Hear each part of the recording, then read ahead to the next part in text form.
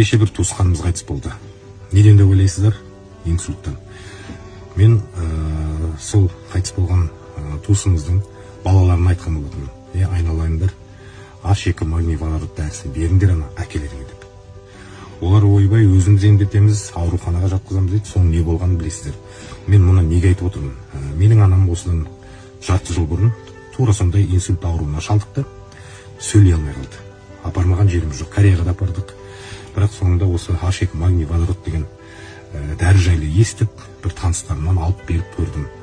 6 айдың ішінде жағдай жақсарып, қалыпты өмірге оралған болатын. Мен мұны не үшін айтып отырмын? Егер де жақындарыңыз ауырып жатса, ауырайын деп тұрса, осы дәріні алып беріңіздер. Себебі бұл дәрі қанды сұйылтады, қанды тазартады. Қай жерде воспаление бар, сол жерге әсер етеді, емдейді.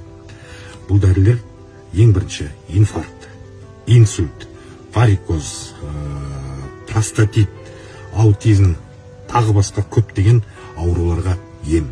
Бағасы да қолжетімді, небәрі 33.600 теңге тұрады. Төменде нөмір жазылып тұр, бұл дәрігер қыздың нөмірі. Сол кісімен хабарласыңыздар, кеңесіңіздер. Ақша құрып кетер, дүние құрып кетер, бірақ денсаулық керек.